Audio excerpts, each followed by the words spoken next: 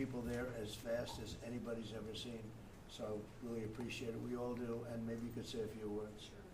Well, thank you, Mr. President. I want to thank you for your leadership. Texas is strong, and the people of Texas are incredibly strong. They've gone through something that is absolutely horrific, and it is heartbreaking to watch these families suffer the way that they are. As soon as this flash flooding event happened, you know, the governor has activated his emergency responders. Nim Kidd is his emergency management director, who is incredible, and has immediately worked with the local first responders to get help to individuals and get them evacuated, put requests into me. We deployed, sir, right away, as you know, because you and I were talking a lot during this time, the Coast Guard. We also had some assets out of Customs and Border Protection. Our BORTAC teams went in and helped with rescues and clearing debris so that we could get roads open and people get the help that they need. I think when I got there the most, sir, that day, as soon as I arrived on site, was getting a briefing from all the emergency responders, was just how unified they were in focusing on the fact that we're there to save lives. They were there to rescue people, find people who were still alive, and to reunify them with their family members. We as a federal government don't manage these disasters. The state does. We come in and support them, and that's exactly what we did here in this situation. FEMA went to an enhanced level immediately, but as soon as you signed the major disaster declaration, we were able to get them resources and dollars right away, just like you envisioned, through state block grants to help them with cleanup. And we're still there in presence, and FEMA's been deployed, and we're cutting through the paperwork of the old FEMA, streamlining it much like your vision of how FEMA should operate, and it's been a much better response to help these families get through this terrible situation. We still are looking for people. We're still looking for a lot of little girls and other family members that were camping along that river, and they will continue until they find every single person, and we will continue to help them and assist in that. I was surprised when I got there at the camp that day, right after this happened, the parents that were there, the parents that were looking for their children and picking up their daughter's stuffed animals out of the mud and finding their daughter's shoe that might be laying in the cabin, and just hugging and comforting people matters a lot. I'm extremely grateful for God's hand in that whole situation, because hundreds and hundreds and hundreds of people were saved. And this is a time for all of us in this country to remember that we were created to serve each other. God created us to take care of each other. And that when we do that, we are happier, we are more fulfilled, and we can walk alongside people on their worst day and help them get through it and come out the other side, knowing that we can continue to live a life that God has purposed for us. So they're grateful for you. Several times the day after the flooding, you and Melania were on the phone with me, and I want to thank you for that. That meant the world. I was able to tell many of those folks that I had been visiting with you, and that you had said, whatever they need, Christy, let's deploy it and get it down there and be helpful. And on Sunday, when the families were waiting at a church to identify their children's bodies, Franklin Graham and I called in and prayed with the families and read some scripture with them, and he was incredible in making himself available to that as well. We'll be back down there in a couple of days and continue to do all we can, but this is an unprecedented event. It really is. There's been tragedies like this around the country, but everyone is unique in different situations, and the response the federal government had supporting the state through this, I'm proud of the people that stepped up and immediately came. The Coast Guard, when they came in, they had a difficult time even getting the aircraft in and landed. They had to try several times in the weather to get it in and deploy, and I think we've heard about our one Coast Guard member that was responsible for saving over 165 people, but that entire crew did incredible work. And all the first responders there did incredible work. And I know people are getting tired now, but they're getting reinforcements, and volunteers are showing up. And I just want to commend the governor and his team for being the leaders.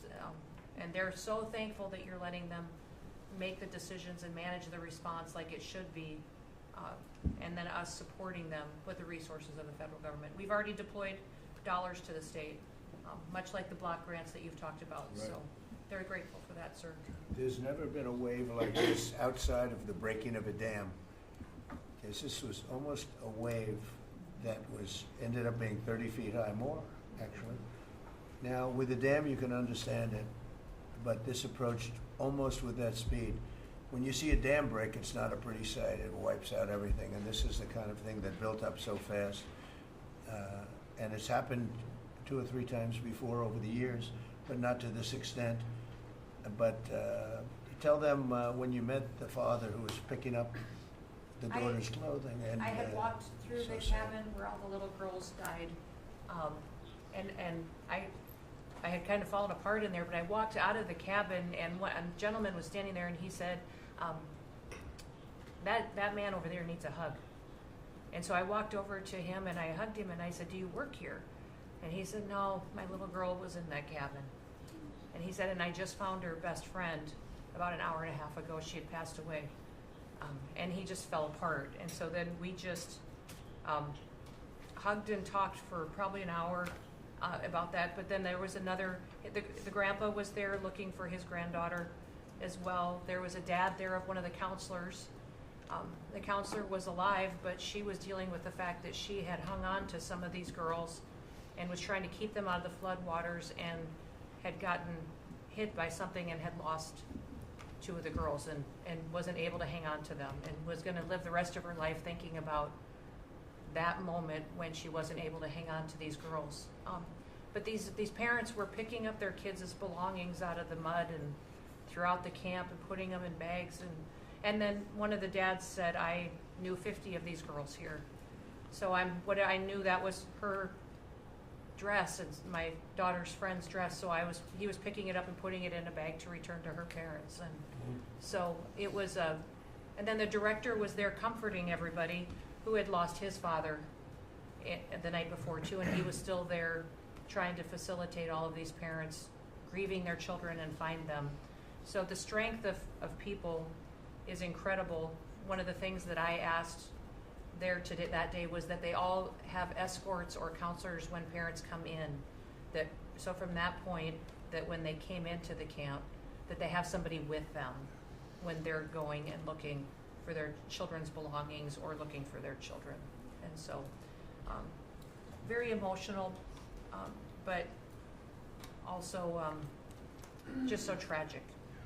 The relationship with Texas and the governor has been obviously very good for years with me, but the relationship with Texas and their first responders and us with our first responders and lots of other people, and we brought in a lot of helicopters from all over, and we had a lot of helicopters. It was actually dangerous, a lot of helicopters up there, but they were real pros, and they were responsible for pulling out a lot of people, and we got them there fast, and Texas had some good ones too, but the response has been incredible, and the fact that we got along so well, I don't even think that's a political thing, but we got along so well, and it was so unified. I think a lot of lives have been saved. That could have been as bad as it was, and you could have lost double or triple.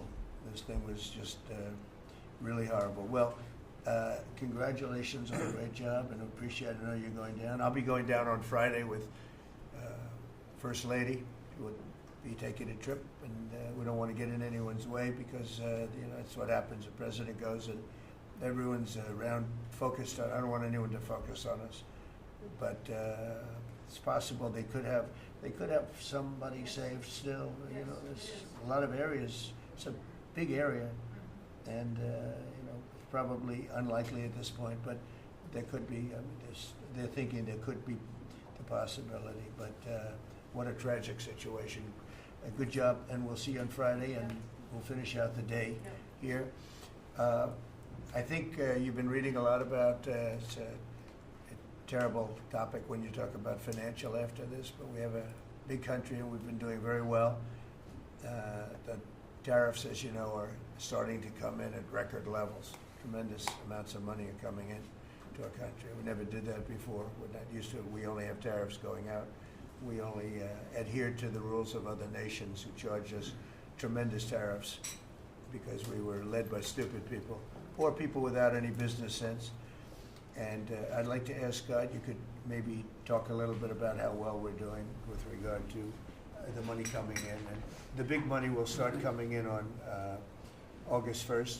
I think it was made clear today by the letters that were sent out yesterday and today. Go ahead, please. Yes, sir. We will take in about $100 billion in tariff income thus far this year, and that's with the tariff, the major tariff not having started till the second quarter. So we could expect that could be well over $300 billion by the end of the year. We don't agree with CBO scoring, but for those who do, the CBO scored tariff income over the next 10 years at $2.8 trillion, which we think is probably low. And sir, under your leadership, we're witnessing. And they gave us no credit during this last little, the great, big, beautiful bill.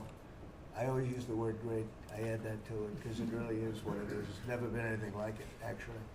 And I want to thank all the Republicans that voted for it. And I want to, scold the Democrats because they're voting for tax cuts. They're voting for no tax on tips, no tax on Social Security, no tax on overtime, and many, many other things far more important than that. Great health care. And frankly, every Democrat should lose their election because it was purely political to vote. They were told not to vote for it. So think of it. We got 218 to 2. And then with the Senate, we had 50 to 3. Democrats didn't vote at all, not one positive vote, with all of the good things in there. Economic development money, tremendous border money. Now you're loaded up on the border. And I don't think we're going to need so much of it because we had zero come in last month, so I'm not sure how much of it we want to spend. You may think about that. You may actually think about saving a lot of money because the wall's been largely built and it obviously worked, but you may want to think about that. But so I think it's incredible when I watch the Democrats and they have standard lines like they had Russia, Russia, Russia. They had the laptop from hell. It all came from Russia. They make things up and they go with it and they feed it to you people in many cases. And they said, here's a line. And I hear the new line is death. Oh, it's death. Everyone's going to die. It's nothing to do with death. In fact, we're saving our country. Death is from allowing 25 million people into our country, of which 3 or 4 are stone cold, hard criminals. 11,888 are murderers, many of them committing more than one murder. That's death, and the Democrats did that. Joe Biden did that by allowing people to come in here just totally unchecked, unvetted, open borders, open borders. The whole world was dumped into our country from prisons, from gangs, from mental institutions. We have many people walking the streets, walking in areas that we don't know anything about that came out of insane asylums. They released their insane asylum population into our country, and it's amazing the job that you and Tom Homan are doing, by the way, on that. But we have to get them out, and we have no choice. We have to get them out, and we are getting them out. And so, Pete, you want to tell them about our great military and how well we did with respect to the bombers and the B-2? We had the pilots here 2 days ago, and they were incredible people. Go ahead. Yes, sir. Truly a historic mission. It demonstrated the skill and courage of the United States military. From those B-2 pilots and families that we had a chance to meet, sir, to the fighter pilots, to the refuelers, to the maintainers, to the air defenders who defended the base. What was demonstrated on the world stage was American military might and capability. And it wasn't just Fordo and Esfahan and Natanz that took notice in Iran. It was the rest of the world, that we have a decisive commander-in-chief willing to use these capabilities, which are the best in the world. As the president pointed out, no one else could have done what America did there on that night, and everyone took notice of that. With the One Big Beautiful Bill, sir, we've got $150 billion additional to invest in Golden Dome and all the other weapons systems and stockpiles and shipbuilding priorities of yours. Another month, another historic recruiting bump. It's not just the Army and the Marine Corps anymore. It's the Navy, the Air Force, and the Space Force, all historically ahead of where they've ever been. So historic spirit inside the military. We had a chance to be at NATO, Marco and I, and see how the world responds to us saying it's time for you to shoulder the burden and take the lead for your continent. That only happens with President Trump leading. And we're proud to be a part of what's going on at the border, sir, with now a fourth national defense area where we're helping get to that number 0 and securing the border. But that mission, Operation Midnight Hammer, re-established deterrence. It reversed what happened in Afghanistan. You saw the debacle of what Biden allowed to happen in Afghanistan and what that did to our image. President Trump said, with Operation Midnight Hammer, we're reestablishing American leadership and deterrence, and we're proud to be a part of it, sir. And our so-called enemies were watching. They watched every minute of it. They watched. There was very few people that weren't watching, actually, but they watched every minute. It was a perfect military performance, the likes of which we haven't seen in a long time. I mean, if you compare that to the same country, the hostages from years ago, Jimmy Carter, it was unfortunate for Jimmy Carter. He was a nice man, but with the helicopters going down, the sandstorms, the prisoners, they got captured, then the election and the prisoners and Reagan and all the problems. It was nothing but problems. And that was a failure. And ours was not only the pilots. I mean, those machines flew for 37 straight hours. They didn't stop. They went skedaddle. You know the word skedaddle? It means skedaddle. They dropped the bombs, and somebody said, skedaddle. Let's get the hell out of here. And every bomb hit its mark and hit it incredibly. And as you know, the Atomic Energy Commission said it's gone. That place is gone. We had a lot of fake reporting, mostly from CNN, where the scammer writer, a writer for CNN, who should be fired, by the way, she was involved with the 51 fake intelligence agents, if you remember that. She did that story, created a story out of it. She created a story out of the laptop from hell, saying it came from Russia, but it actually came from Hunter Biden's bedroom, or worse. Just a scammer, and she's still at CNN, which is pretty amazing. But we'll ask you a question about her. But they came up with this concept that maybe the attack wasn't that good. Maybe it, and I saw it happen right after the attack. I saw this person on CNN. I like to watch the enemy. You learn from the enemy. And I watch because you have to know where they're coming from. And I watched her say, Anderson, you know, I'm hearing stories that maybe they didn't hit their target. Maybe it wasn't that good a hit. And they were hearing stories. The next day it was a little more, and the next day a little more. After 3-4 days, she was saying, you know, I don't know. I don't think it was that. Except by that time, everybody knew it was hit perfectly. The evidence is in the planes. The pilots are their best evidence. But they actually came out of their plane because they were here the other day, and they said, it was so sad. We did such a good job. We flew into very dangerous airspace. I'll never forget, we were in the Situation Room, and they said they have entered Iranian airspace, and everyone took a deep breath because they had more missiles pointed at them, but the equipment is so good, it's stealth, way up in the air, and it was stealth, and they went right through that, and they sort of, by the time they found out they were there, they were already gone. That was the word skedaddle, get the hell out of here. But they were right in the most dangerous airspace in the world, and they took those big, beautiful, very fast, they're unbelievable planes. I mean, they become really beautiful works of art. You know, I always thought they sort of were cool, but now they look better than just cool, don't they, huh? But they dropped the loads, and literally they would hit, if you look at this table, from here to there, they had a half a refrigerator door is the way to best explain it. Take a refrigerator door, average size, cut it in half. That was their target. They hit every single one. Then we had 30 missiles, Tomahawk, shot from submarines 300 miles away. Every one of them hit their target. It was a perfect mission. Then they came back, almost 37 hours. Every plane worked perfectly. The mechanics were here too. I said, you got to get the mechanics here. We didn't have any problems.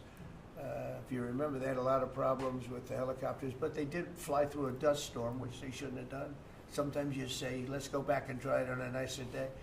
Dust and sand don't work well with helicopters if you know much about helicopters, but that was a horrible embarrassment to us. Then we had Afghanistan, which I think was the most embarrassing moment in the history of our country. And we would have gotten out. I was the one that got them down. I would have kept Bagram, the big air base, which right now is controlled by China, one among the most powerful runways in the world, thick with concrete and steel. Anything could land, and right now they were 1 hour away from where China makes its nuclear weapons. I was keeping it. Outside of that, we were leaving, and I would have been out faster than them, but we would have gotten out with strength and dignity.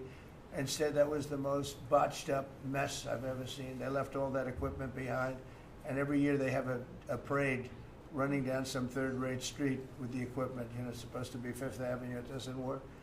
But with all that equipment that they left, they should have taken every ounce of it. I was taking every ounce. I said every screw, every bolt, every nail you take out of there. And Millie said, I remember one time, sir, we're better off leaving the equipment. Why? Well, it's cheaper. I said, cheaper? You mean it's cheaper to leave a $150 million airplane rather than flying it into Pakistan or India or someplace, or just flying it straight home? It's cheaper. Yes, sir. That's when I knew he was an idiot. Didn't take long to figure that one out. But they left all that equipment, but they left their dignity behind. It was the most embarrassing moment, in my opinion, in the history of our country. Not that we got out. We should have not been there. But that we got out the way we got out, with great embarrassment and death. You had 13 young people. I've gotten to know their families very well, but you had hundreds of people killed that nobody talks about. You had the other side. Many people were killed. Many people are walking around with no legs, no arms from that whole thing. They left from the wrong airport. They should have left from Bagram, because Bagram was a big base with hundreds of miles of fencing and territory around it. Nobody would be able to get near it. And they left. So, we've done a great job, and I think people are really starting to see it. They're starting to appreciate it. Pete's done fantastically. That mission was a work of art. And I have spoken to some of our perceived, I don't know if they're enemies, but they're perceived as being potential enemies. And they essentially said the same thing. Very impressive. There wasn't a thing that we didn't lose an engine. We didn't lose it. They landed and they were cheered. But the sad thing was they were cheered, and one of the pilots said, we were a little concerned because when we got out, we were told that on television they were reporting that we may have missed our targets. Sir, we hit every target. That's what I do for a living. We hit every target. In fact, when the bombs hit, a yellow haze came over the horizon that I've never seen before. It just lit up the whole horizon, brighter than the sun. It was like looking into the sun. He goes, we hit our target, because you know what that was exploding. And but they were a little downbeat because they listened to that fake CNN reporting and the fake New York Times. They worked together to try and say that it wasn't perfect. They couldn't say they missed. All they could say is, maybe it wasn't perfect. And you ought to fire that reporter immediately. You should fire her. Real fake. And so I just want to congratulate those pilots. And, a lot of people don't like bringing things like that up. I do. I always like confronting, because otherwise the public doesn't know that you're a bunch of crooked people. But they know, they've learned. And the media has to straighten out their act. The media is down to 17% approval. You got to do a little better than that. It's important for the country that you do better. I think they ought to make a lot of changes. I think changes are going to be made to the media, but it's hard to have a really successful country if you have a corrupt media, and we really have a corrupt media. And nobody really knows why. I mean, why would you want to have open borders and criminals pouring into our country? Why would you want to have men playing in women's sports, transgender for everyone? You'll have to figure that out. But some of you don't. I mean, I'm looking at some people, they love the country, but I look at other people and they can't. But we were really proud of our military. It was, and the people that maybe don't like us or want to play games with us, because I think that had you not had the situation in Afghanistan, I don't think Putin would have gone in. I think when Putin looked at how stupid and incompetent that operation was, he said, wow, this might be a chance. And we're dealing with him now too. We're not happy with Putin. I'm not happy with Putin. I can tell you that much right now, because he's killing a lot of people. And a lot of them are his soldiers and their soldiers, mostly. And it's now up to 7,000 a week, and I'm not happy with Putin. Okay, any questions? Yes. Yes, sir. You just said that you're not happy with Vladimir Putin. Is there anything that you plan to do to act on that feeling of Well, I unhappiness? wouldn't be telling you.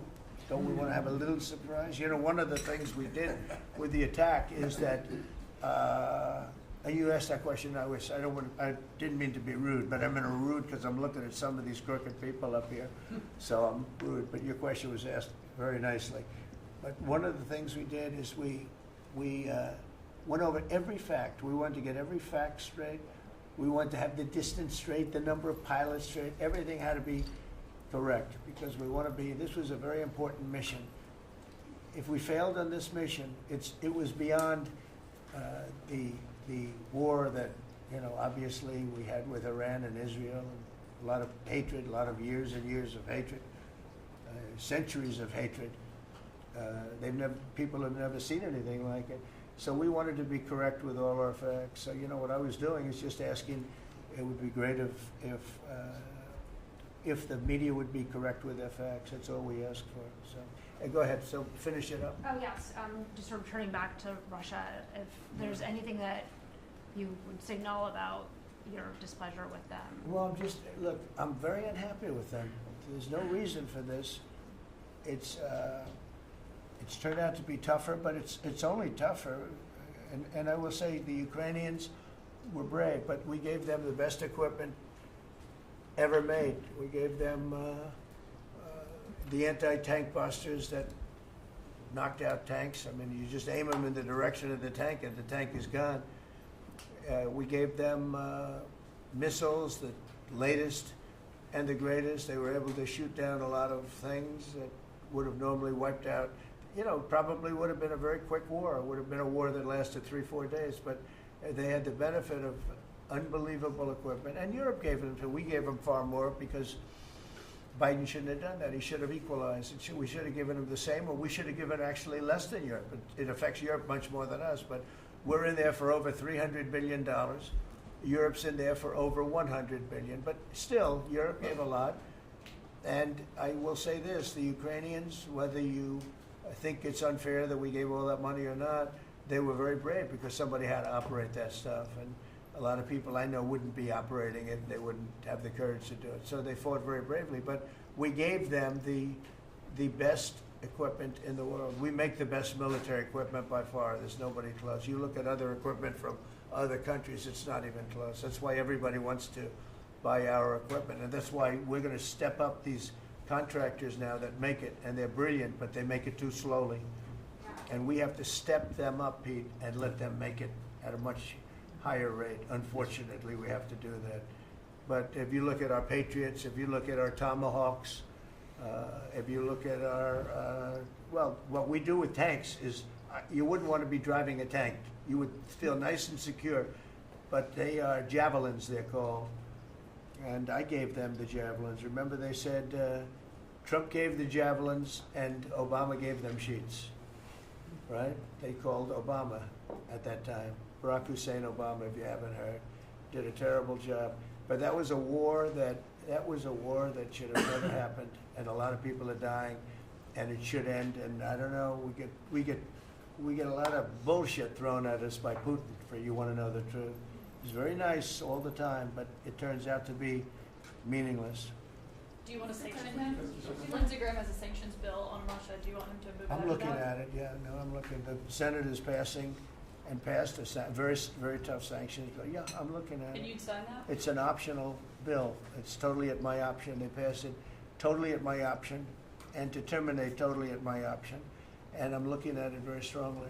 Yesterday you said you want to send more weapons. Go ahead, please. The Council of Economic Advisors released a new report saying that imported goods have actually decreased in price from December I know, it's not through March. amazing. Well, my question is, With the Chairman, tariffs. well, the Fed chairman keeps saying that tariffs are going to cause price increases. Are we Are the sure? prices just not Chairman passed of the through? Fed? Yes, exactly. Well, Are the you prices, do a better job than him. Thank you. Are the prices just not passed through yet?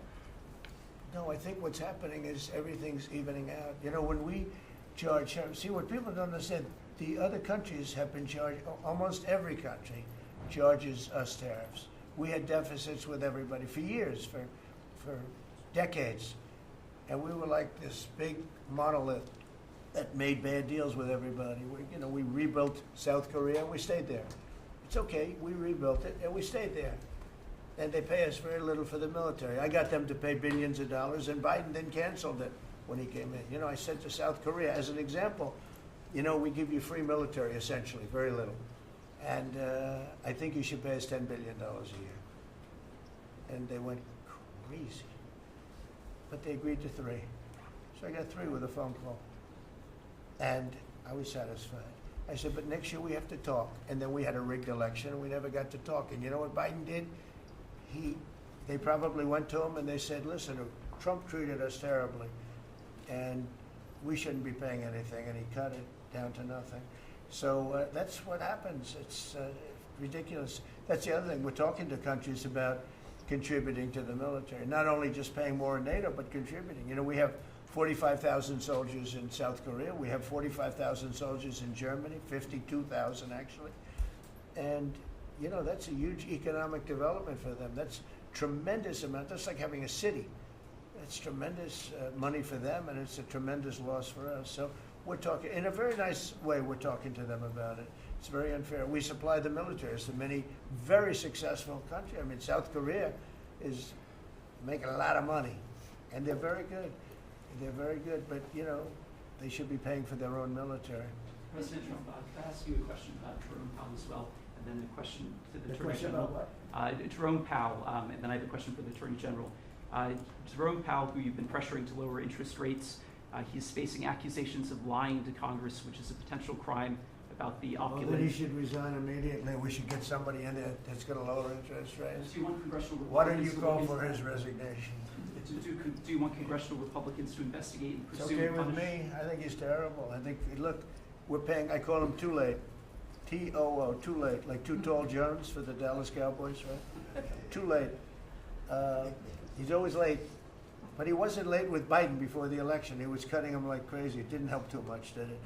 But he was cutting him like crazy before the election with Kamala and Biden. He was trying to get them in, I guess. I don't know. He was recommended by somebody that worked for me. I like you better. If I could ask the Attorney General a question too, President Trump. Sure.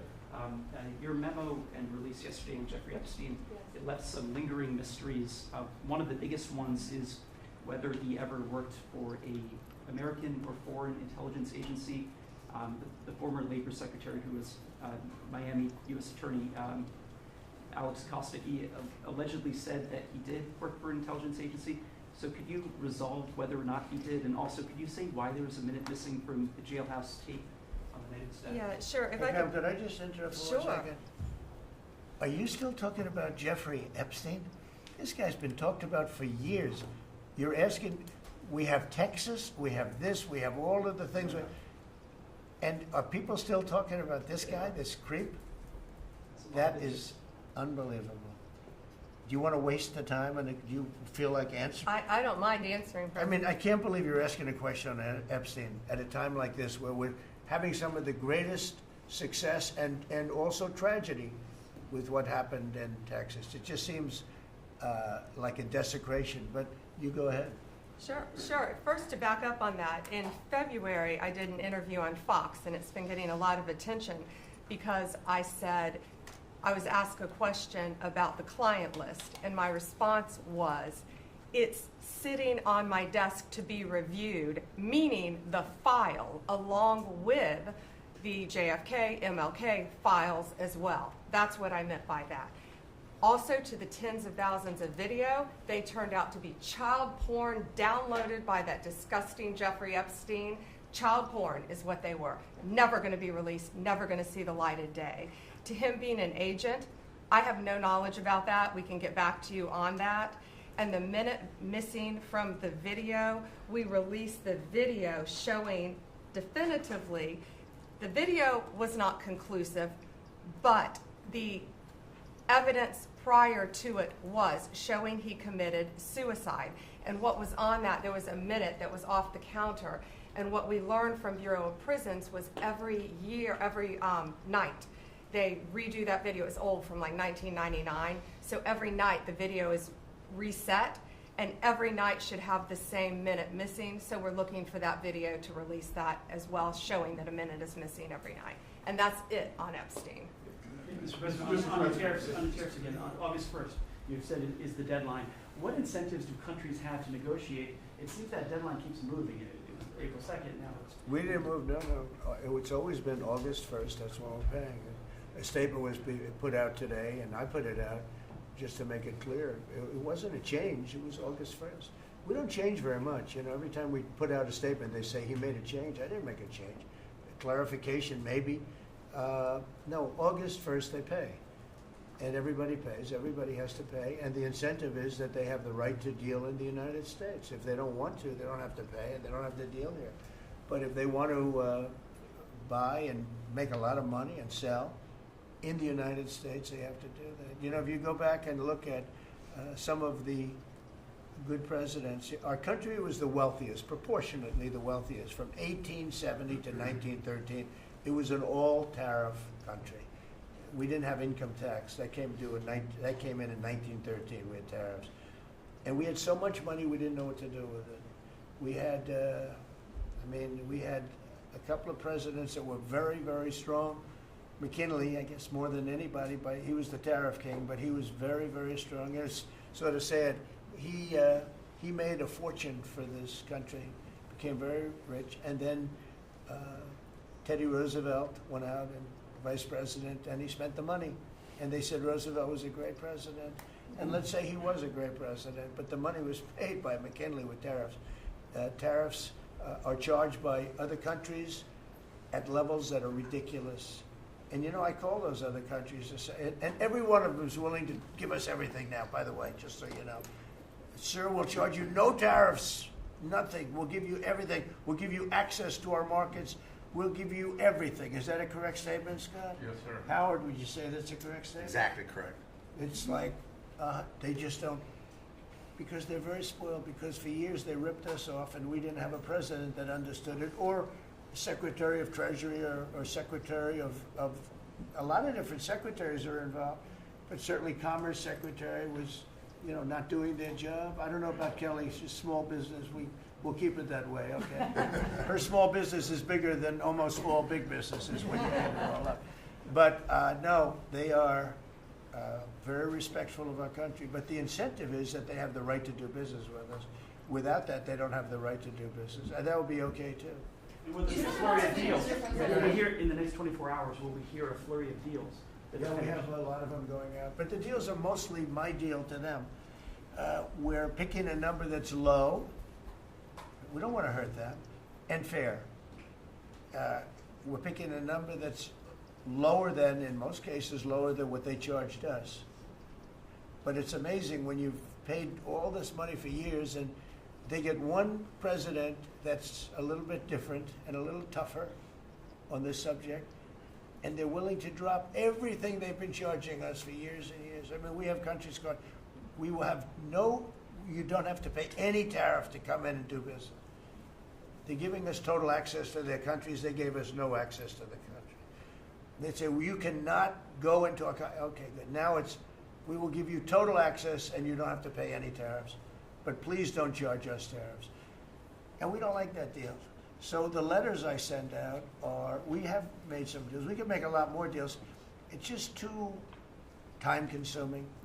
It just makes it more complicated. And we can do things over the years too. We're not hard line, but it's about time the United States of America started collecting money from countries that were ripping us off and laughing behind our back at how stupid we were. Okay? Thank you. Mr. President, on the tariff issue, so you talked about India coming. But then a couple days ago, you issued a new tariff threat to members of the BRICS countries for if they aligned with anti-American policies. 10% charge. That would be India, Brazil, That's Russia, right. They have to pay 10% if they're in BRICS, because Right. BRICS was set up to hurt us. BRICS was set up to degenerate our dollar and take our dollar as the standard, take it off as the standard. And that's okay if they want to play that game, but I can play that game too. So anybody that's in BRICS is getting a 10% charge. Is that immediate, sir, or is Yeah, that pretty if soon. they engage in some behavior? Well, if they're a member of BRICS, they're going to have to pay 10% tariff, just for that one thing, and they won't be a member long. I thought BRICS was, I said this about a year ago, and it largely broke up. But, there are a couple that hang around, but I thought it largely broke up. BRICS is not, in my opinion, not a serious threat. But what they're trying to do is destroy the dollar so that another country can take over and be the standard. And we're not going to lose the standard at any time. If you have a smart president, you will never lose the standard. If you have a stupid president like the last one, you would lose the standard. You wouldn't have the dollar as you.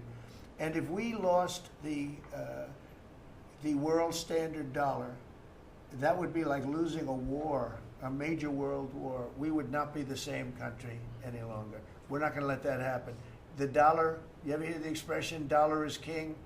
The dollar is king. We're going to keep it that way, okay? And I'm just saying, if people want to challenge it, they can, but they're going to have to pay a big price. And I don't think any of them are willing to pay that price. Does that jeopardize? Thank you, Mr. President. Are you optimistic about reaching a tariff deal with the European Union soon? Well, the European Union has been speaking to us, Ursula and the whole group, and they've been very nice. They treated us very badly until recently. Now they're treating us very nicely. It's like a different world, actually. They've treated us very badly. They were among the toughest to deal with. Actually, in many respects, they were much worse than China. Look at what they do to our companies. They sue Apple. They sue Google. $17 billion they got from Apple on a lawsuit that they didn't have a case. They have, judges that are European Union judges. And they ruled, they take so much money away from our country in terms of that, in terms of other things that they do. They're very tough. But now they're being very nice to us, and we'll see what happens. We're probably 2 days off from sending them a letter. We are talking to them. I just want you to know, a letter means a deal. A lot of people said, we got 200 countries. We can't meet with 200 countries. We have a few trusted people that know what they're doing, that are doing a good job, but you can't do it. You have to do it in a more general way, but it's a very good way. It's a better way. It's a more powerful way. And we sent them a letter. You read the letter. I think it was well crafted. And mostly it's just a little number in there. You'll pay 25%, 35%. We have some at 60, 70. Those are ones with massive, where we have massive trade deficits because they've treated us very badly. But I would say in every case, I'm treating them better than they treated us over the years. Don't you agree with that? I do. I could have done much. I could have been much harsher. I don't want to do that.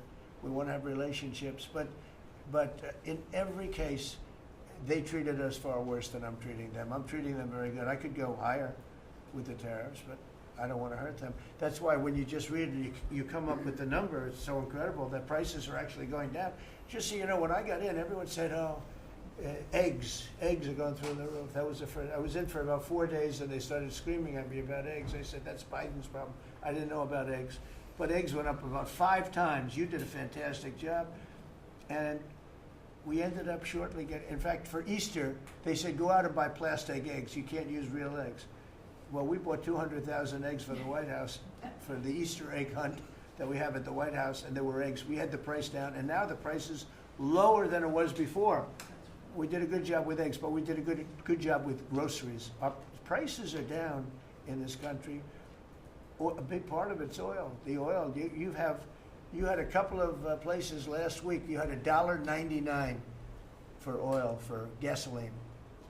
Nobody thought they'd see that. I want to get it lower if I can, but we've done a good job. You've done a very good job. Do you want to say a couple of words about that, you and Chris, about what's happening with energy? Well, absolutely, but I would say on the pricing side, President Trump, the fact that you've endorsed and supported a policy of energy dominance, that sends a signal to the market that we're going to have more supply.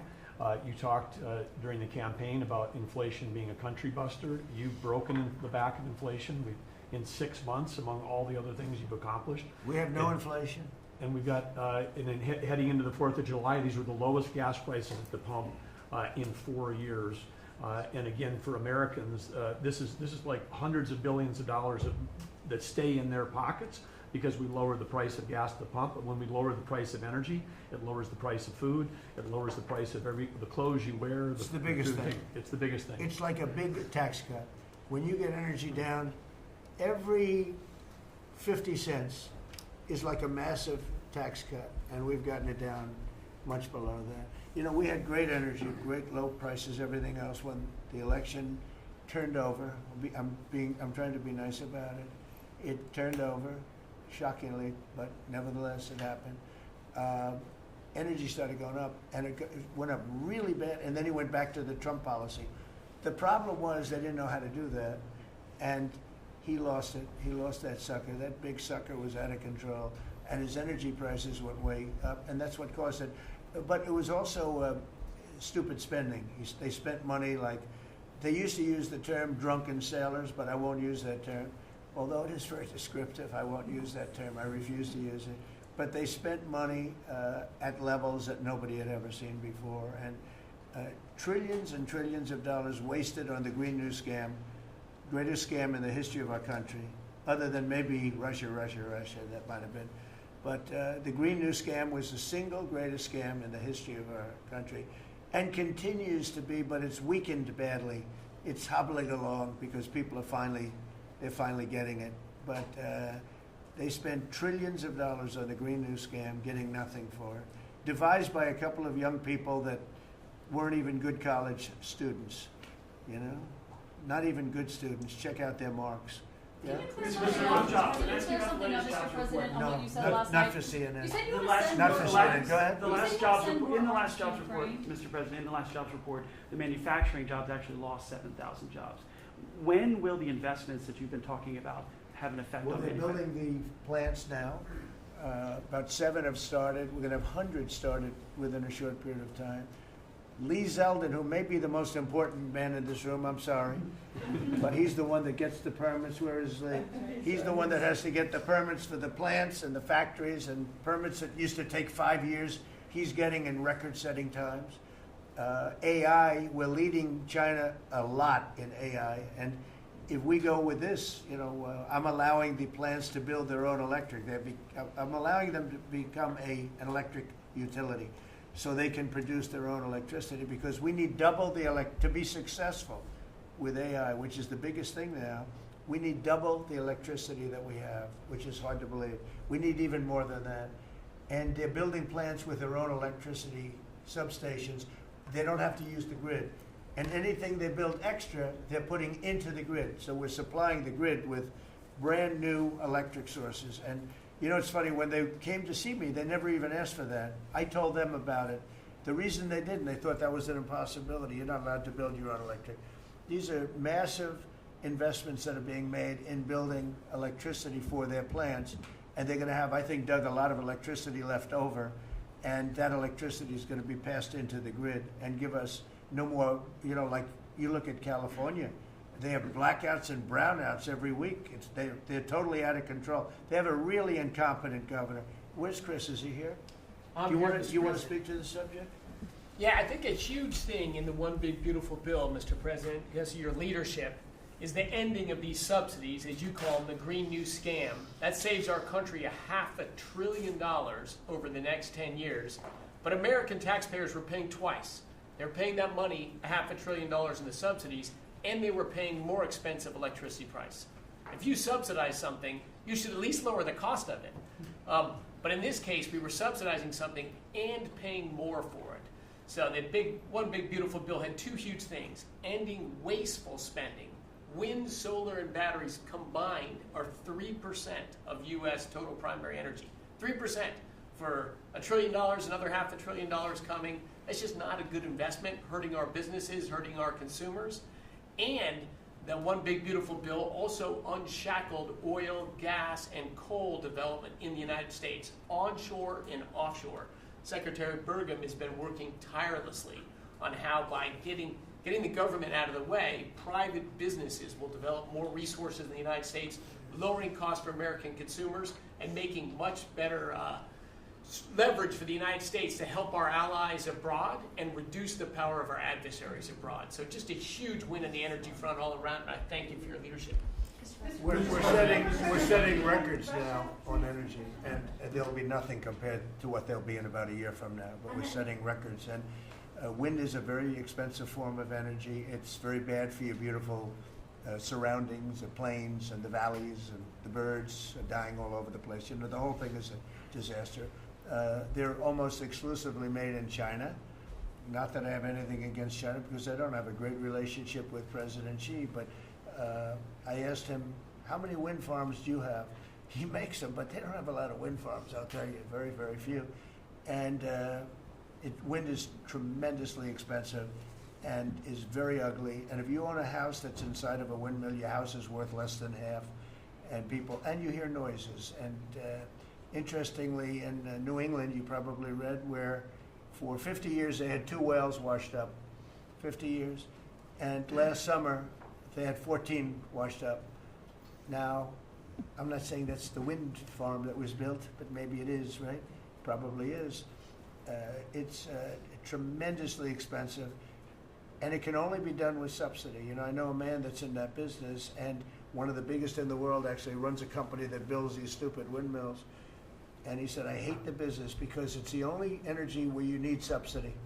He said, energy shouldn't need subsidy. You should make money with energy. So wind. The other one is the solar, those big solar fields. They're taking our farmland. Our farmers are like mortified by it. They hate it. It's very, very inefficient and very ugly too. You know, probably better than a windmill, but you go around and you see all these things that are 3 miles long by 3 miles wide, and you say, what the hell is that? And it's a lot of plastic from China. It's plastic, black plastic from China. Now, we want to be smart. We're going with, look, China right now is building 58 coal-fired plants, 58 big ones. They have 62 on the books to build. We've reintroduced clean, beautiful coal, because you know you can do a lot with coal now. Clean, beautiful coal, and natural gas, and all of the other things that we have. But we don't want wind, and we don't want solar, because they're a blight on our country. They hurt our country very badly, and smart countries don't use it.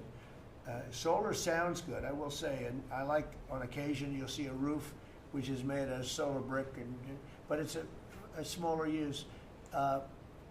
We need the kind of thing that's going to fire up our plants, and it's not going to be wind, you know, that is very intermittent, as you probably know. But they've spent a fortune. They've spent trillions of dollars on this stuff. And I'll just give you one other story. A friend of mine is a very successful guy. He went back to see his mother in Minnesota, hadn't seen her in a long time, and he wasn't back for 10 years, which isn't a nice story. I mean, you don't see your mother for 10 years. She's got some difficulties, which I know the guy, he does have some difficulties. He's very successful, but probably not the nicest person. It was actually longer than 10 years, but he went back and he told me he wanted to go and look at the valley. There's a valley in Minnesota that he thought was so beautiful. And I hadn't seen it in a long time. He's driving along the road. He said, oh my, I'll use the word gosh, oh my gosh. He said, oh. He said, it looked like a junkyard. You had 159 windmills. They were all over the place. Some were old, some were newer, different companies, different shapes, different sizes, different colors. Many of them were terminated. Terminated meaning closed. You can't take them down because the environmentalists don't let you bury the blades because they're made out of a fiber they say is bad for the earth. So they want you to put them up, but they don't let you take them down. But many of them were turned off. He said it looked like a junkyard. Go to Palm Springs, California, and take a look at that pile of junk. And you go into a wealthy neighborhood. Before you get there, you have to ride through hundreds of windmills that are, most of them are turned off. They're rotting, they're rusting, they're 30 years old, 20 years old, and they have a very short life. You know, those windmills have a very short life, especially the ones that are in the nice salty Atlantic Ocean and Pacific Ocean, where the salt just gets under that steel and decimates it. Now, it's a horrible, horrible thing for our country. And I speak out. It would be nice to say wind, because it sounds so good, doesn't it, Doug? Wind, wind. But it's not. It's these ugly machines, and they're all made. You got to see. Some are a little taller, a little shorter. They're made by different companies. They have different stocks. They have different blades. They have different everything. It is so horrible. And if you look at smart countries, they don't use it. Smart countries don't use it. And we're now a smart country. We're a brilliant country. We're not smart, we're brilliant now. We're going to be a brilliant country. We have to be, because we have to catch up for some really stupid people that did a bad job. Yes, Brian? Yes, Mr. President, I've got a quick comments and feedback as a native Texan, someone that I grew up bringing my kids to a camp very near the affected camp now. Thank you on behalf of Texas. I've gotten hundreds of messages that want to thank. If you're in the cabinet room, you can tell the president and his team on behalf of Texans, thank you so much for the quick response and the loving, the hugs. I saw that you gave.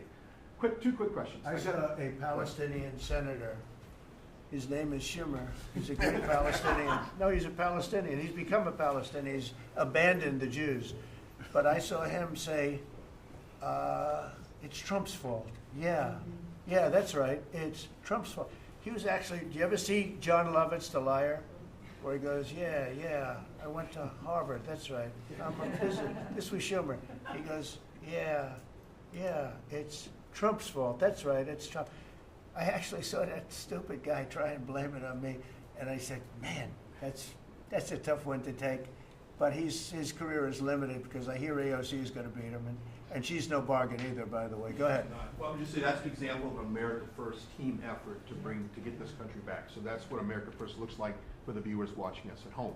My two questions. Looks like we have a rogue judge, an Obama-backed rogue judge that is attempting to block the funding to Planned Parenthood, which the big, beautiful bill cuts off the funding to Planned Parenthood. Any plans to challenge that?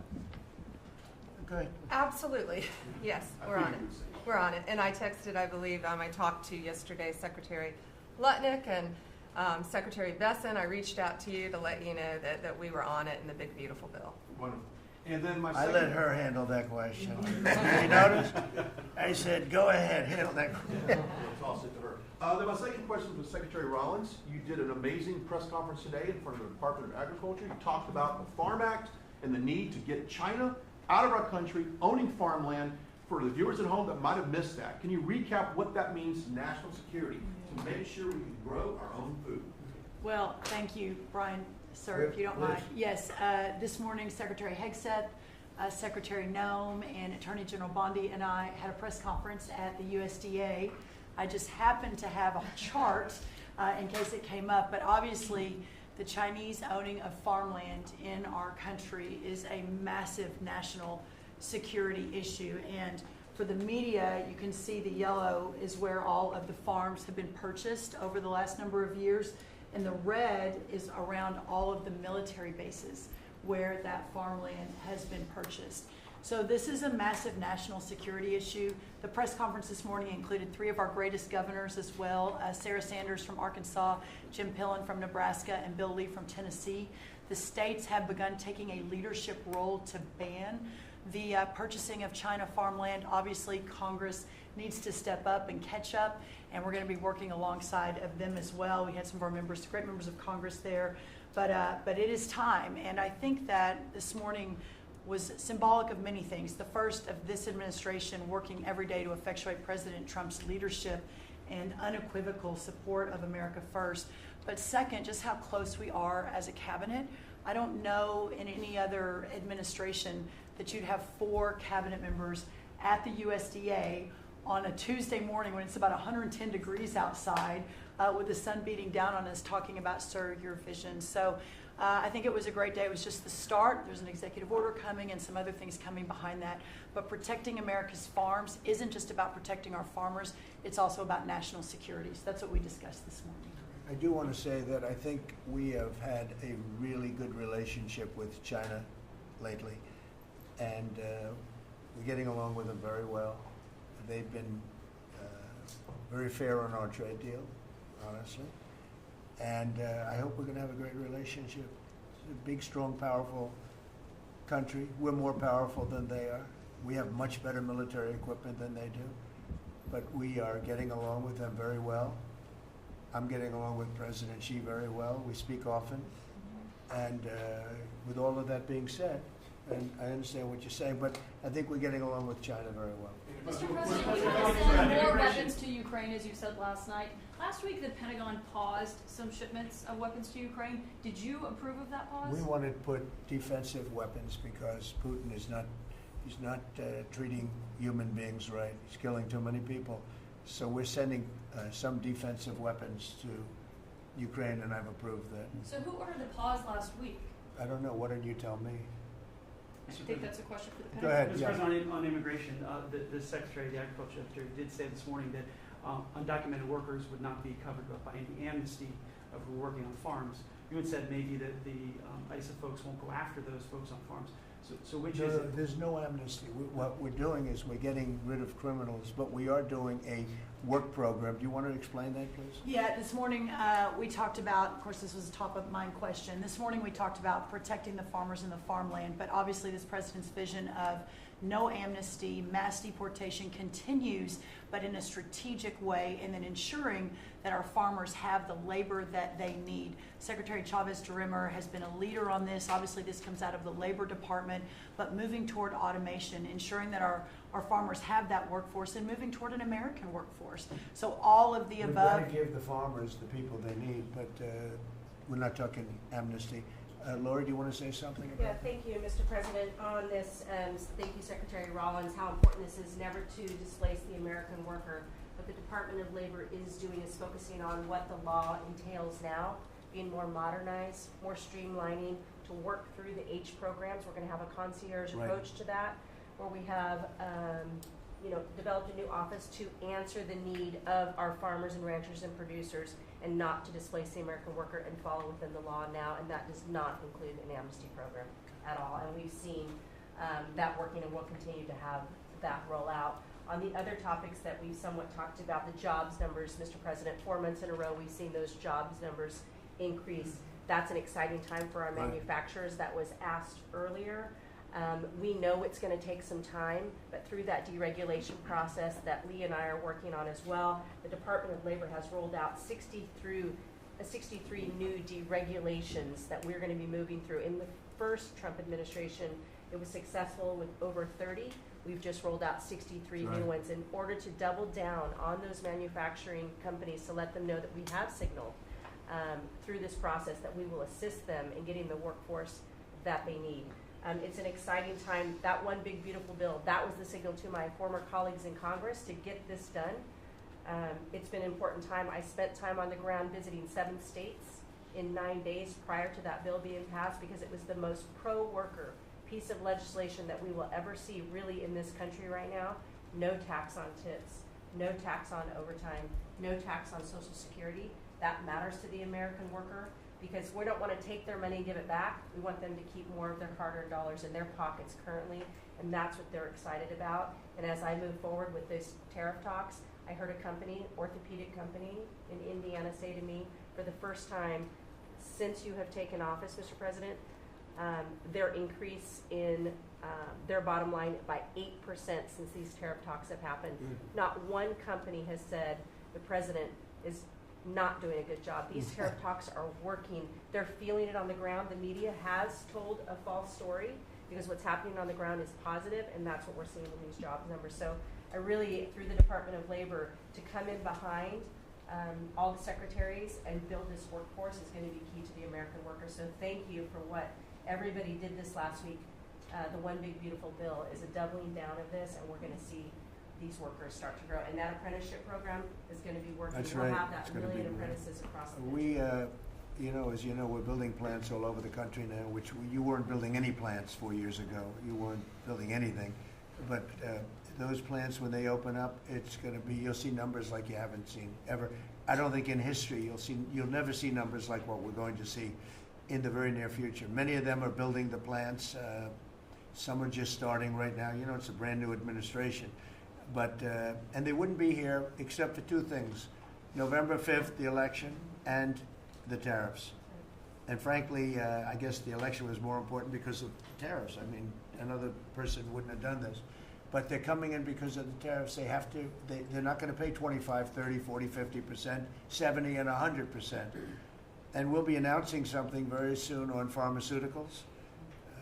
We're going to give people about a year and a half to come in, and after that, they're going to be tariffed if they have to bring the pharmaceuticals into the country, the drugs and other things into the country. They're going to be tariffed at a very, very high rate, like 200%. We'll give them a certain period of time to get their act together. But they were all here now. They all left. They went to other places because we allowed people that sat in this room allowed it to happen.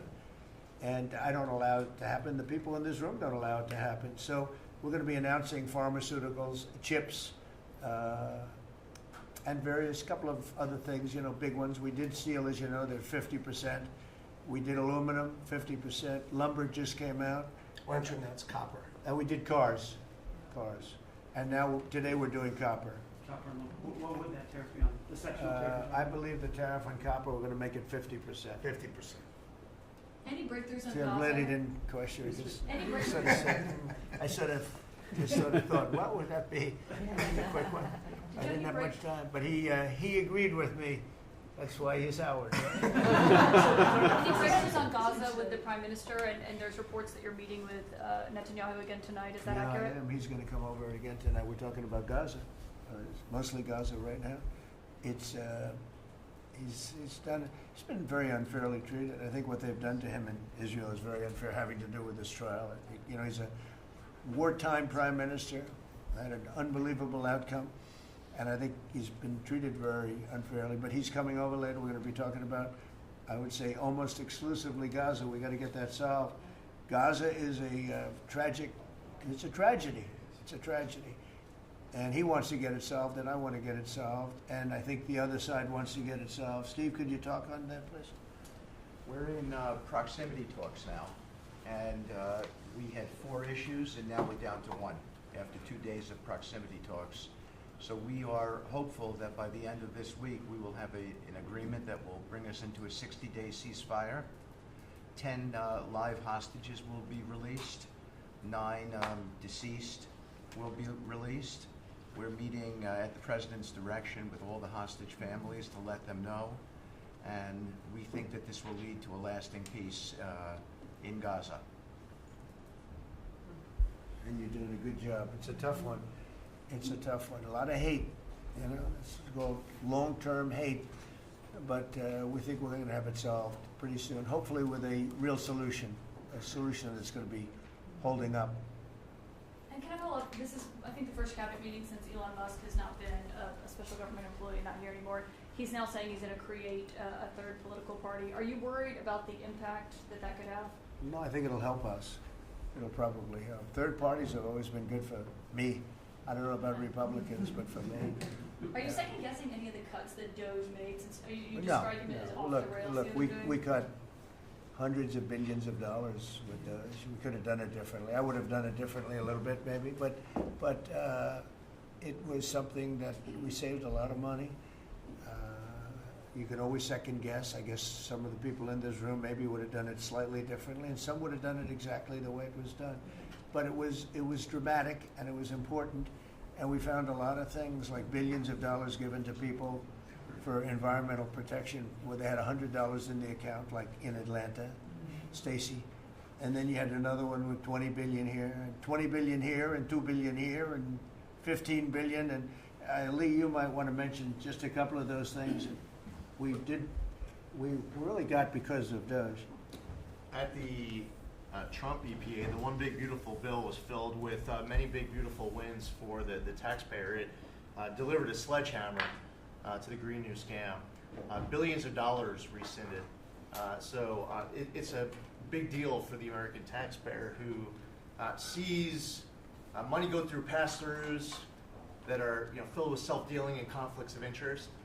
They see unqualified recipients. They see reduced agency oversight, and they want accountability with their tax dollars, and they got it. So in the example of the Stacey Abrams connected NGO, they received $100 in 2023.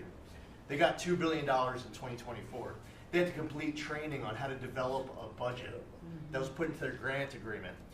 They, out of nowhere, started paying a CEO $800,000, a COO $450,000, 22 people making over 150 grand. Out of nowhere, this is tax dollars. So money go through pass-throughs, through other pass-throughs, through other pass-throughs, and we lose oversight over it, and you see that it's going to former Biden officials, it's going to former Obama officials, it's going to Democratic donors, and we're not here saying we want to take money from a left-wing NGO and give it to a right-wing NGO. We want to give it back to the taxpayer. This is about us being good stewards of American tax dollars without any apology or regret. That's why President Trump was elected last November, because there are a whole lot of people who maybe they hadn't voted Republican in a long time. Maybe they didn't even vote for President Trump the first time around in 2016, but they're regretting that vote from 2016 and they were making it right in 2024. So the One Big Beautiful Bill gave us the tools to rescind billions of dollars more. We're seeing hundreds of thousands of dollars that'll get wasted per electric vehicle as an example of this money that was going through it. They gave $50 million to a group called Climate Justice Alliance. They say that climate justice runs through a free Palestine. The Biden EPA gave $50 million to a group that says the climate justice runs through a free Palestine. We say that you're going to spend $1 in the name of remediating an environmental issue, then spend $1 on remediating an environmental issue. We say that we can protect the environment and grow the economy. We want to help grow more baseload power in this country. So why is it that it took this long for this team to get assembled, to be able to fix the mess that we inherited? But gosh, we love showing up at our jobs every single day, first thing in the morning, because all day long we get things done for the American taxpayer. And Congress did its part last week by passing the One Big Beautiful Bill to deliver this accountability and to cut off the Green New scam. So maybe it's a bad day for Stacey Abrams. Maybe it's a bad day for all those well-connected Democrats getting paid off. But you know what? God bless America. Because at the end of the day, President Trump is here, J.D. Vance is here, and the greatest cabinet ever assembled to deliver that much-needed and highly demanded accountability. Mr. President, That was a very good.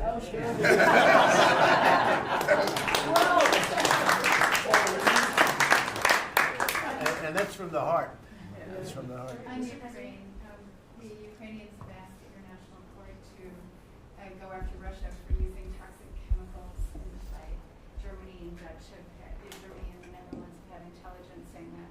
What does U.S. intelligence believe, and what do you believe about the use of chemical weapons? And would you agree that that's a case for it?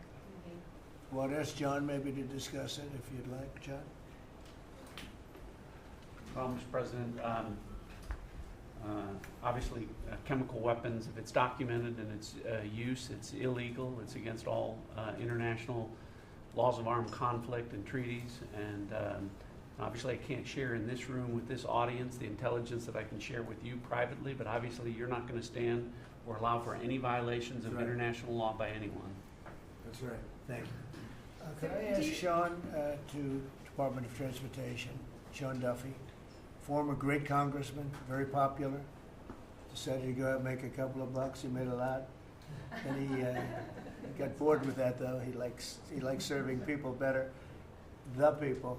And could I ask you to just discuss a very important subject to me, and that's the modernization of our equipment at airports so that planes aren't crashing into each other and bad things don't happen. It should have been done many years ago. We were going to do it, and then the election precluded that, unfortunately. But we're doing it now. Could you tell them where we are? Yeah, if I can start with Newark. You guys all covered what happened in Newark. We had outages for a couple of 30-second outages a couple months ago.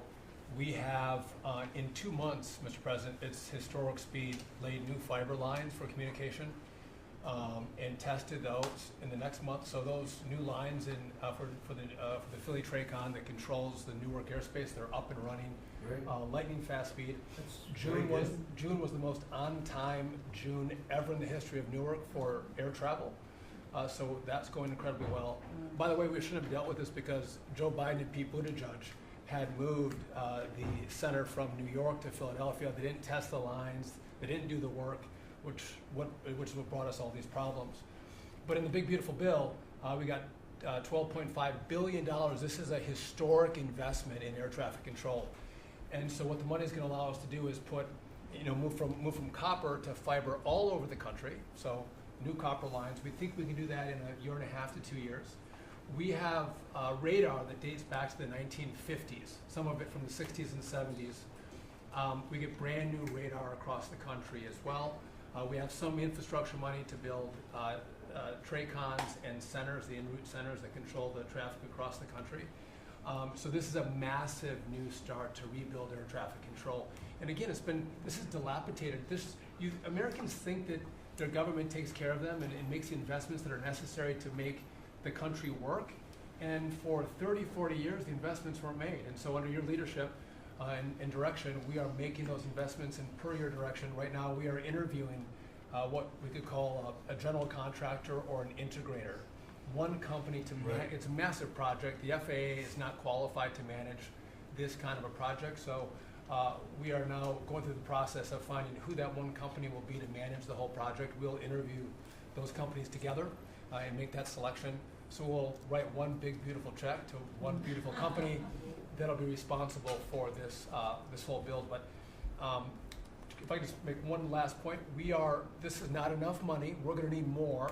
But this is a massive new start. The biggest investment. We'll need some more money on top of it, but a great start from the big, beautiful. It's a starter. It was very important to us. And just to cover that, there have been accidents, and my pilots, I would often hear them say, "Oh, good," and they would use a different system, a different country to land in New York.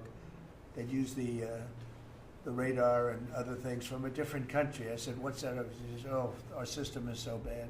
And I knew that. We were all set to start, and Boot Edge came in, and what they did was so crazy, because they hooked it copper into fiber, into steel, they had all different systems. They had hundreds and hundreds of contractors, different contractors for different airports. They spent billions of dollars, and they made the system worse, because you can't hook copper into fiber. It doesn't work that way. You just can't do it. It's not doable, but they tried to do it. Didn't work out too well. And in the end, it was just a complete disaster. We want to have one great company. Now, Raytheon's going to bid, IBM's going to bid. We have 5 or 6 bidders that really are good and do this stuff. And we want one, because I know about overruns. I look at the railroad out in California, headed up by one of the worst governors in our country, who I used to get along with, actually, but he's just, when you lose 25,000 houses, and you would have had your cities burned down. If we didn't step in, Los Angeles would have been burned to the ground. But you look at that, and I said, I really know how to build, and you got to have one guy, one contractor, one great one, whether it's IBM or Raytheon is good, but you have 4 or 5 that are really, really great, and they're all bidding against each other. But you don't want to have one doing the wire, and one doing the digging, and one doing the demolition, and then they're all saying, they all blame each other because they're saying they were late, and therefore you have to pay me millions of dollars more money. I know the system so well, and we're going to have a great company do the whole thing. We're going to get a fantastic price. Maybe we'll get them. They're very big and very strong, and maybe we'll get them to make a contribution toward getting it done at the right price. But we're going to have a great system. When we finish, we will have the best system on earth, done by one of the 2 or 3 best companies. There are only a few companies can do this. This is not. But if you would have seen what this other group did, they were going crazy. They had, I heard 3,000 contractors. And then when it all came together, guess what? It didn't work. It's a disaster. So we're going to have in a pretty short period of time, it'll take us about 2 years to build it, and we'll have a contract given out probably over the next couple of months. We have some great bidders, some great companies that want to do the job. You're going to have great air traffic control. Just to make one last point on this. So the last administration signed a contract with an American company to fix the copper to fiber, and that contract was a 15-year contract. The system is failing today, but that's how idiotic and incompetent the last administration was. And under your leadership, we're saying, listen, we don't have time. We don't have 15 years. We don't have 5 years. We have to do it right now. And so the president always talks about on time and on budget. We have embraced that. We are going to be on time and on budget. And by the way, you mentioned a train out in California. Stay tuned for probably give us 5 days, and you'll have an answer on what's going to happen with the $4 billion that we potentially have invested on a train that's going to go nowhere. It's going to be $120 billion that'll never connect San Francisco to LA. Again, the last administration wasted so much money on projects that never work. If you're going to have high-speed rail, you're going to invest billions, we should actually have high-speed rail in America, not boondoggles that fund political friends and allies and family They had members. from San Francisco, inside of San Francisco to inside of Los Angeles. Should have never been built because airplanes do it better. And you could drive it. You could drive it. No problem with driving it. The roads aren't even crowded. So they were going to do this. Somebody's idea. Somebody got paid off a lot of money, and they started it. It was going to cost a very small amount of money, and it ended up costing literally hundreds of times what the original. And now what they did is they said, well, going into the city is too big a deal, so we'll leave it 25 miles short of the city. So now they're leaving it. They're not going to finish it, really. It's not the same project. So now they're leaving it outside of San Francisco and outside, short of each.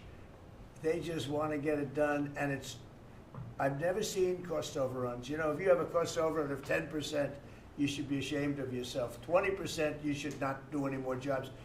This is a cost overrun of 2,000%, something like that.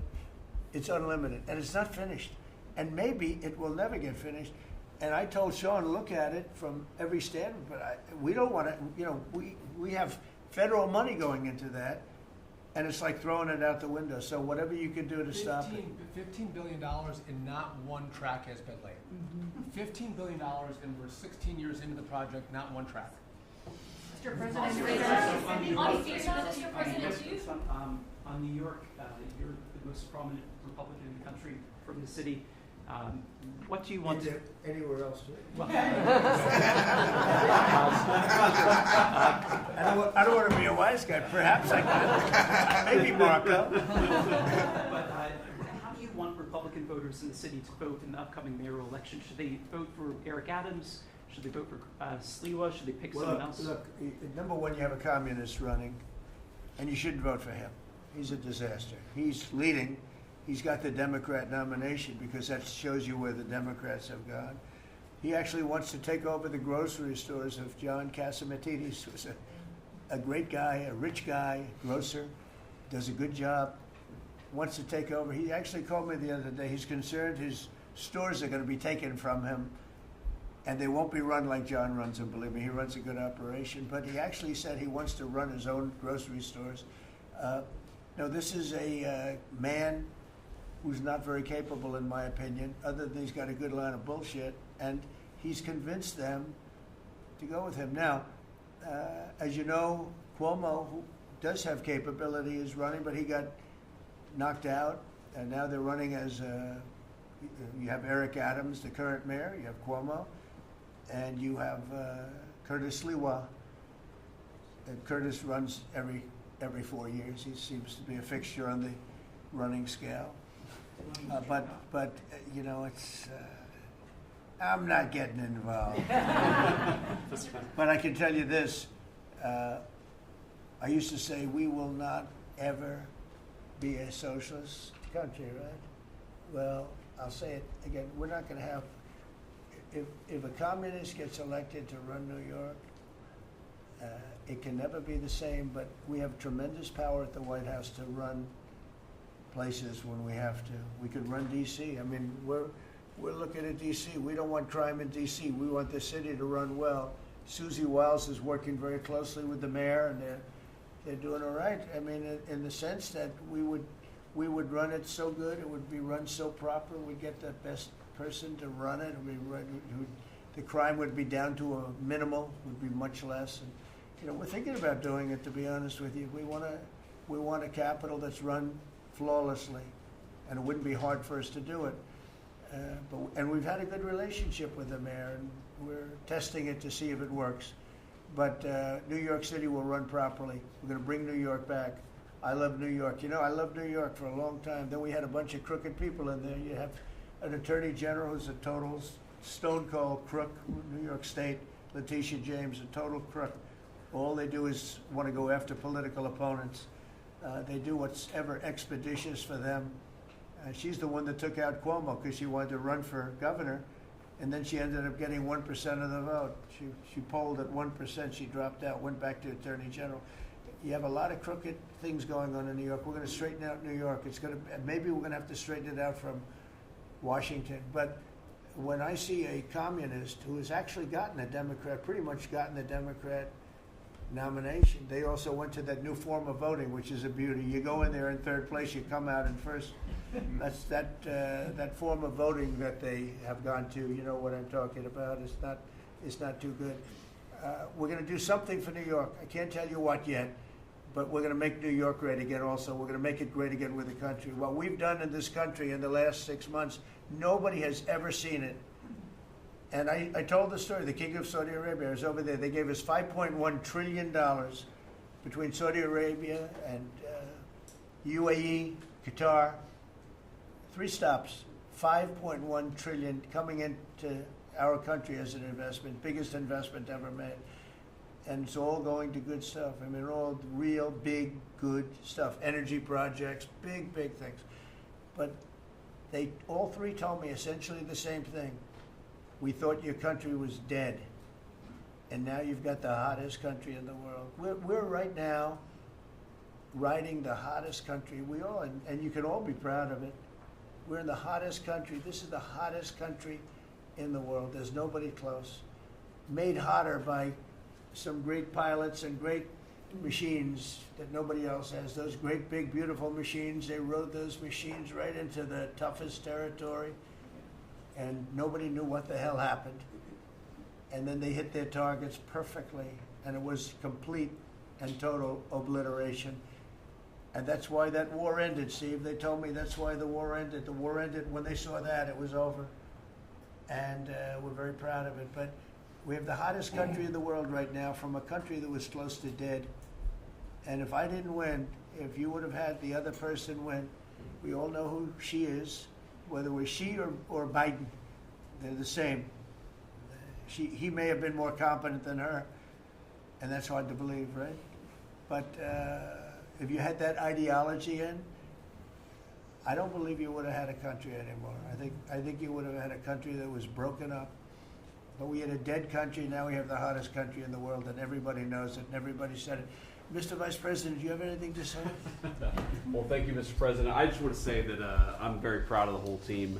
I think everybody has worked together. You see Pete and Marco and Steve working on some of the diplomacy, Christy and Pam working on the border. We just have a really, really solid team, and we've done a lot of good work. And in particular, I want to congratulate the White House staff led by the President on getting the One Big Beautiful Bill passed. Yeah. I was personally skeptical. Sorry, I never told you this, but I was skeptical we'd be able to get that thing done by July 4th. We did it because we worked together and we worked very well. So it's an honor to be a part of it, but I'm really proud of you guys for doing a great job.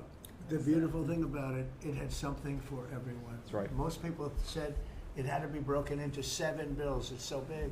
The problem was that some of those 7 have nothing for anyone, but they had to be done for the country. You know, sometimes you have to do things for the country that aren't necessarily popular. We had a couple of them, and that wouldn't have worked. So the One Big Beautiful Bill, many people said it could never be approved.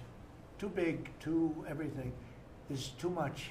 But it had something very big and very important for everyone, and it's great for the country. And remember, the Democrats have come up with a false narrative, you know, just whatever. It's just a line that they send to everybody and that they print. I think in the case of this, it's death, death.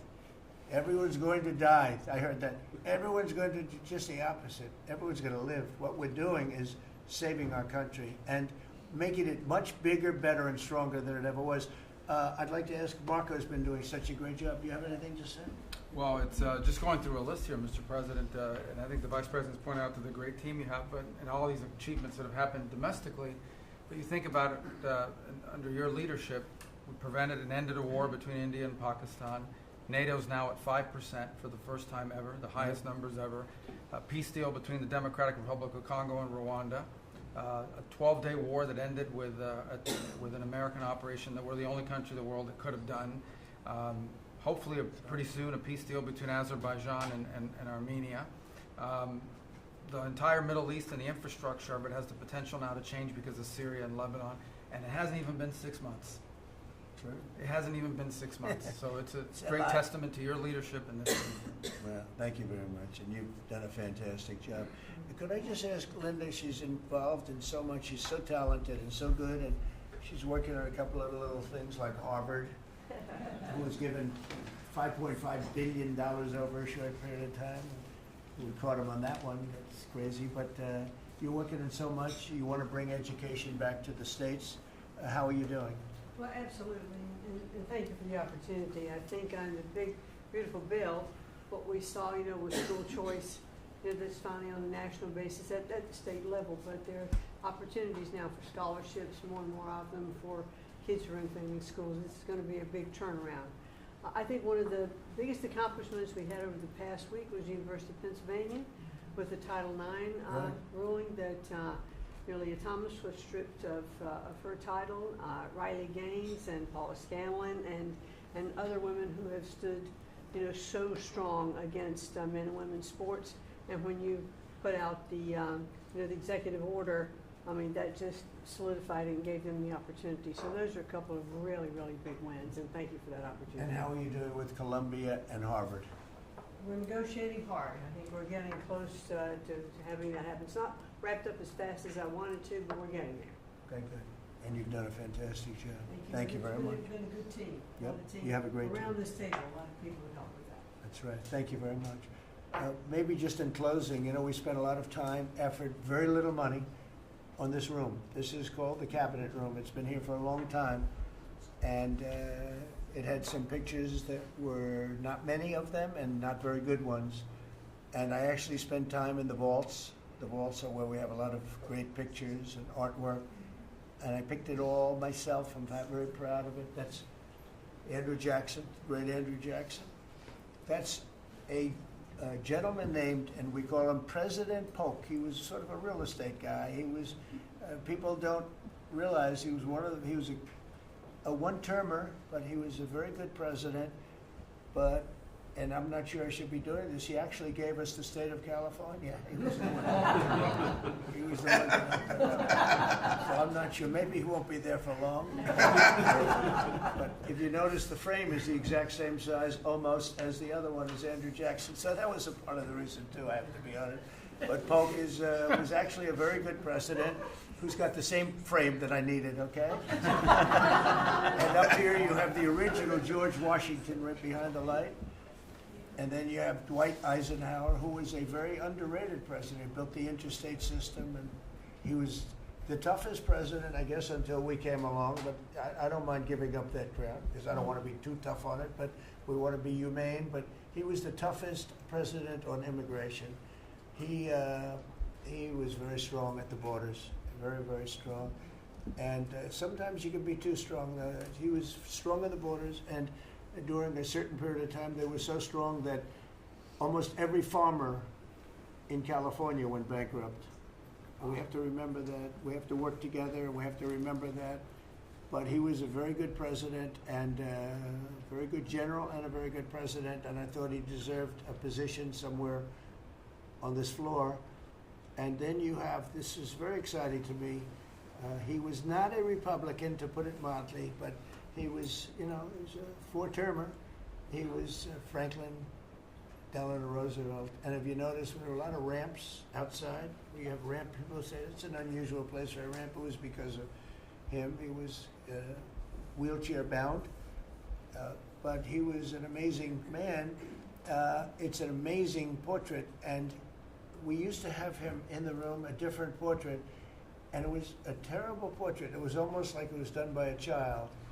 And I used to say, I can't believe that he would have approved of that portrait of himself. And I was in the vaults and looking at things. I said, what's that? And we have some great curators here. We have 6 curators at the White House. They have 2 for paintings, they have them for furniture, they have them for different things.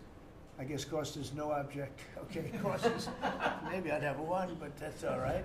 But we have 6, and they're very talented, though. And he said, that's a picture of FDR. I said, really? Let me see it. They took off the wrappings, very well preserved. And I said, that's the picture they've been looking for years. That was the picture of Franklin Delano Roosevelt. And I said, oh, wow. And likewise, that frame-wise, it just doesn't work. It doesn't work if you have, I want to be nice, but it doesn't work if you have a big frame, a little frame, but it's like perfection. I'm a perfectionist. The mirror was down in the vaults also. I said, where is this from? And it's a very old, very storied mirror, beautiful. We put that up. And then over there is Honest Abe Lincoln. And that picture was in his bedroom. And we thought that this would be a very important place because this is where wars are ended. I'm not going to say wars are declared. I'm going to say wars are ended, okay? We'll be positive. And that's the picture of Abe Lincoln from his bedroom, sat in the bedroom for many, many years. That was his favorite picture of himself. And the Lincoln bedroom's very famous. You remember when Bill Clinton had it and he rented it out to people. Okay? We don't do that. But it's an incredible room. And we took that picture from his bedroom. That's Abe Lincoln. And then over here you have John Adams, and it's they were the first occupants of the White House, 1800. And John Quincy Adams, Mrs. Adams, they were the first occupants. So we have them looking at each other, and in between their stare is Abraham Lincoln trying to make peace. And that picture was in a room that I have that was not important like the cabinet. I gave it up. I said, I have to give it up because that's one of the greatest pictures of the White House. The White House is tremendous art. And the Oval Office, when we're there, we'll go over that. That's really been something. Then we got the drapes, so we got the whole thing. We got new drapes. We got new, wasn't a big expense, very, very small. And we took some of the chinaware and silverware and trophyware, they call it, from the vaults, and we had it cleaned up. Hadn't been shined up in 100 years. Some of this has sat in the vaults for over 100 years. Amazing. Over 100 years. Many of the pictures that were put up in the Oval Office as an example, those two as an example. So he was president. They moved in 1800, and he won the election, I believe, in November of 1800, John Quincy Adams. And we thought that would be, he was considered to be a good president, and he was the first occupant of the White House, so it sort of made sense. And I love the frame of those pictures. Look at those frames, you know? I'm a frame person. Sometimes I like frames more than I like the pictures. And we have the flags of the Marines, and Space Force now has its own flag. I'm very proud of Space Force, but the Army, Navy, Air Force, Marines, Space Force, the whole thing. And Coast Guard is right there. You never forget the Coast Guard. They do a great job. So we have the flags throughout the office. And it's really become quite a beautiful place. I don't want to tell this, Marco pointed it out. I was going to leave the clock. So as president, you have the power. If I go into the State Department or Department of Commerce or Treasury, if I see anything that I like, I'm allowed to take it. Do you believe this? So I'm in Marco's, I see this gorgeous clock, grandfather clock, and there it is. I said, Marco. He didn't know about it. I had to read him the rule and regulation. I said, Marco, I love this clock. Look at it. It's beautiful. He said, what clock? I said, the clock that's in the other room is incredible, and nobody gets to see it there. Marco, I tried to talk him into it first, and it sort of worked, and then I had to use a little more. I said, I'd love to take that clock out and put it in the cabinet room. He said, no, are you serious? I said, Marco, I have the right to do it, Marco. And he said, all right, what the hell? So that's his contribution to the cabinet room. But it's, by the way, it's an incredible clock. And, you know, it's an important room. So you may see it again. Maybe we'll move it back someday. Anyway, so that's pretty much it. But it really is great. Here we put out, you know, these lamps have been very important, actually. Whether people love them or not, but if you see pictures like Pearl Harbor and Tora Tora Tora, you see movies about the White House where wars are being discussed. Oftentimes they'll show those lamps or something like those lamps, something that looks like them, probably not the reals, because I don't think they were allowed to. This is a very important room. This is a sacred room, and I don't think they made movies from here. You never know what they do.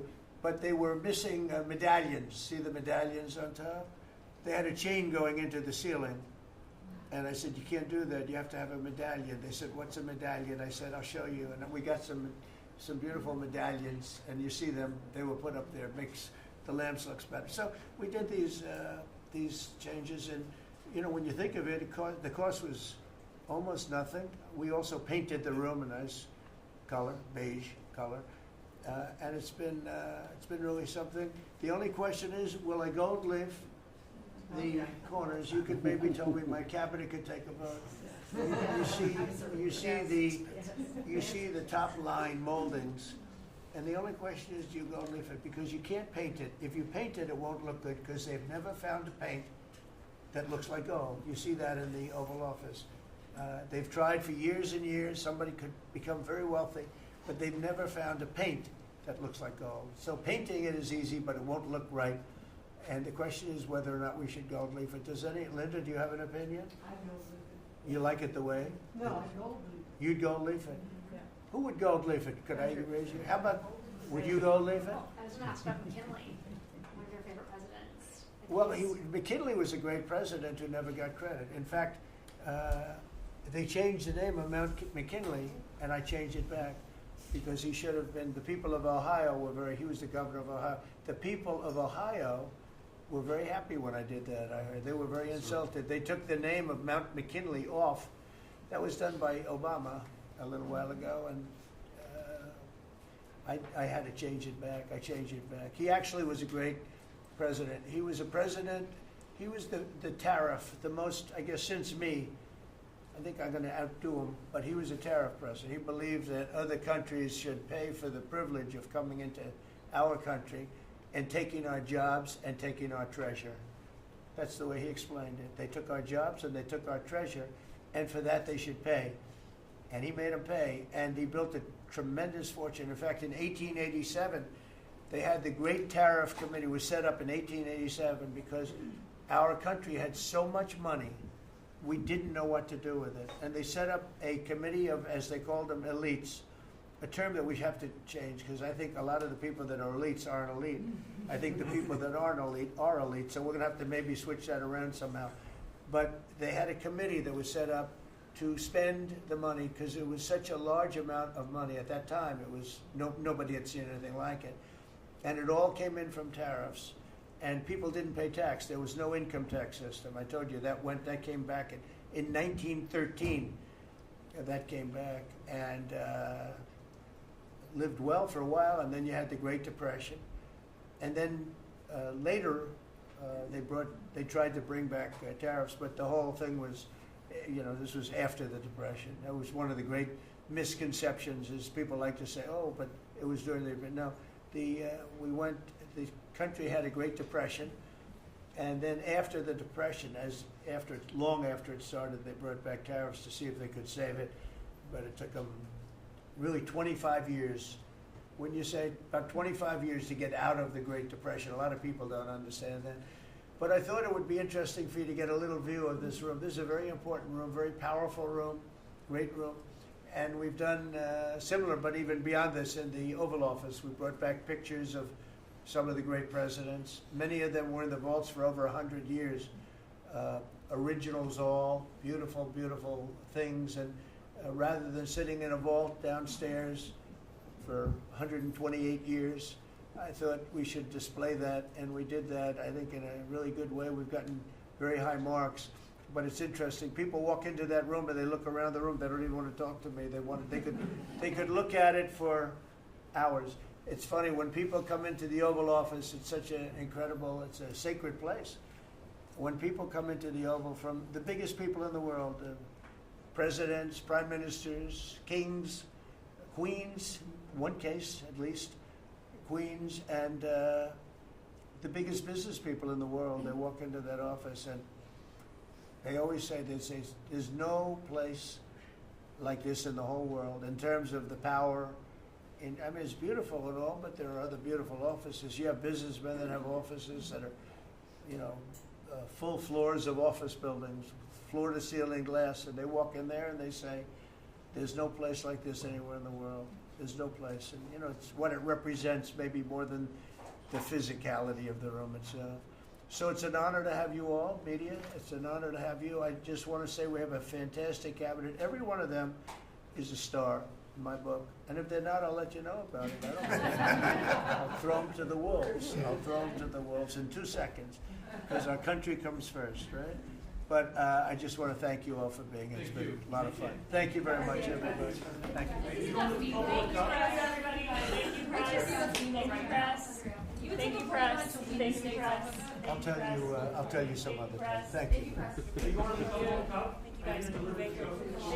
Yeah, I will. Are we talking about next week or next week? I'm going to go. I'll be going to the game. Yeah. I'm going to deliver it. I have it in my office. You're right. You're giving it up? She's special. Oh, she's special.